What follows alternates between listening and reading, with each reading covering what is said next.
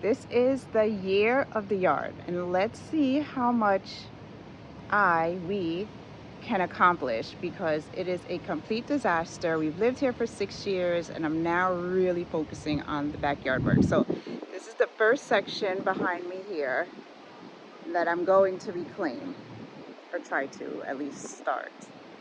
Let me turn you around and actually show you what's happening here. So no judgment here, please. We had a pool installed, and this is the sand and pool filter that went along with the pool. I have a Lenten rose, bricks that are holding up old plants, all the weeds, wheelbarrow, old mulch, there's a hose buried in there, and the rest of the yard, or some of it that you can see.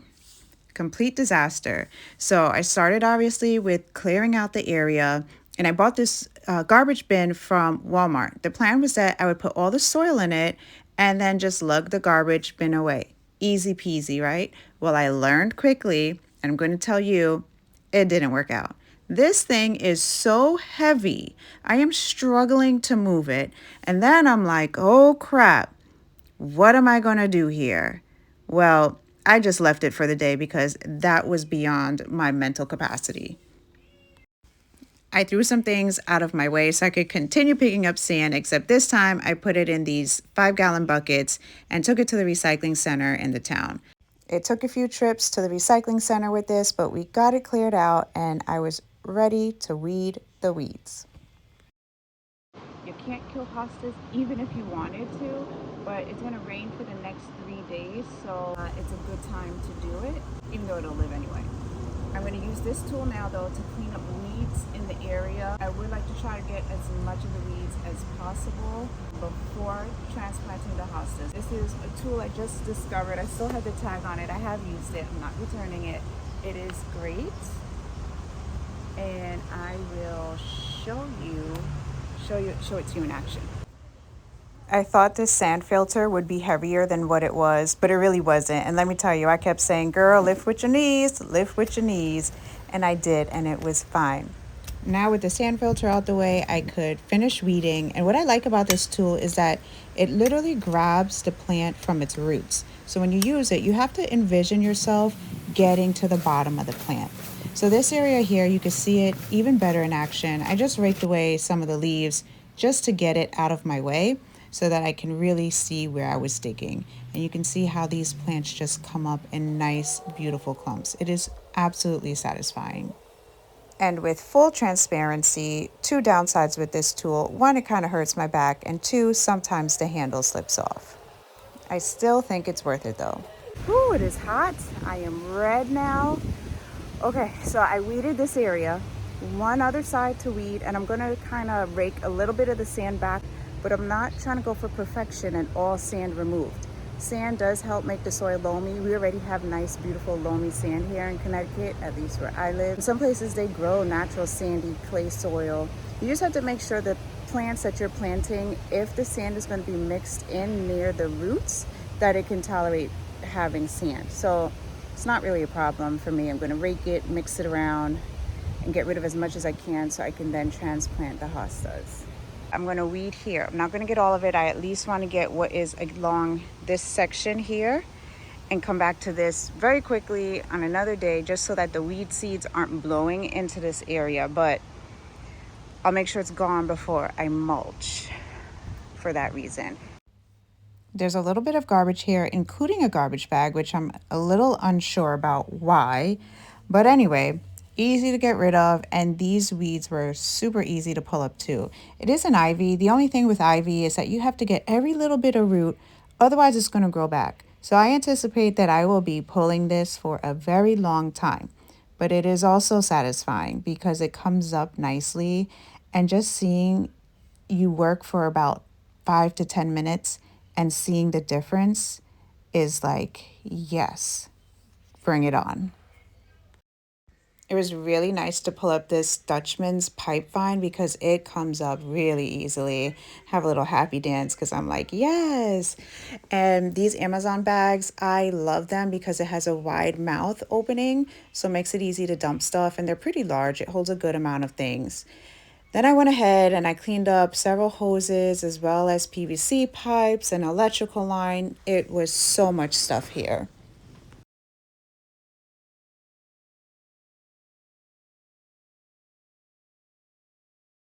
I'm going to dig up these three hostas, and I have another one that I will turn to now, and I'm going to split some of them. They're very easy to dig up. The roots are not wide or deep. Just try to go around the plant and go all the way around as much as possible. I didn't with that one because I don't know what's under that blue tarp, and I wasn't really ready or prepared to see any type of animal come out. So I probably stressed the hosta more than needed, but that's okay. It's doing fine. I repeated the same process for getting up all the hostas. This is the biggest one, so I'll show you how I did this too. Literally the same exact thing. I probably could have went around a wider base of the plant where the leaves are, but again, the roots are so small. I didn't leave any behind, so it was okay. Once I got them all out, I realized I wanted to lay them out along the shape of the wall to follow that curve. And I needed to split some of the hostas in order to have enough. It would have been better to honestly do the splitting while the hosta was still in the ground, but I was still able to get it done. Some people do it like this. I would imagine the other way that I first mentioned is easier. And I don't like every other planting in terms of color. And what I mean by that is planting, for example, a blue plant, then green, then blue, then green, or red and blue, red and blue. To me, it just looks very unnatural and it's way too picturesque. However, these hostas, they are blue. One is blue, one is green, and I am doing every other planting because I think it would look weirder, more weird. Is weirder a word? Anyway, if I had like three green, then three blue. And they're so similar in color, I think, and I hope it's going to work out. I think it'll be okay. No one really cares except for me. And even though I hate every other planting in terms of color or type, you do what you like best in your garden. If you enjoy it, go for it.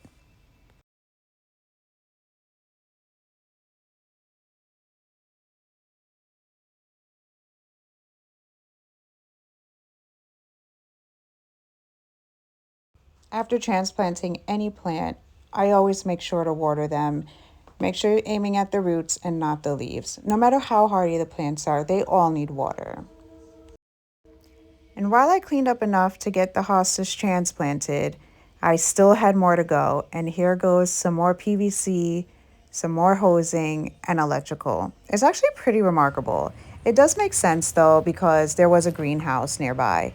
It was broken when we moved in, so we did get rid of it. I thought I could pop this PVC out. It wasn't going anywhere, so I tried to stomp it back in place. Clearly that wasn't going to work. So I got my oscillating tool, or it's called a multi-tool, and I just cut it off. Super easy, so handy to have one of these tools. I literally did the same thing for the hose. The hose was being passed through under the stairs that's nearby, so I wasn't able to just yank it out. And oh my gosh, all the ants that came out of here, OMG. This right here is pretty odd. This is an extension cord of sorts with some rigmarole jig to it. I don't know. I have no idea where it led. I did check and make sure there was no power before cutting it off. Don't ask me why I added electrical tape or something that has no power, but it made me feel better. A week later, I came back to finish up the project and I had to pick out these little seedlings. I don't even remember if they were there before, but I really wanted to make sure, at least around the edges where cardboard that I'm going to lay isn't 100% covering the area, I wanted to be extra careful. Laying the cardboard is pretty easy. You want to make sure they overlap each other to minimize any openings where roots or weeds, plants, whatever you don't want in the area grows through. Around the base of the plants, I kind of imagine making a diagonal or some type of V shape, which hopefully you're able to tell I'm doing there. Do whatever works best. You may need to make arrangements almost like fitting a puzzle together, and you may have to cut the cardboard to size too. Afterwards, you want to wet it, make sure it stays in place before you start mulching.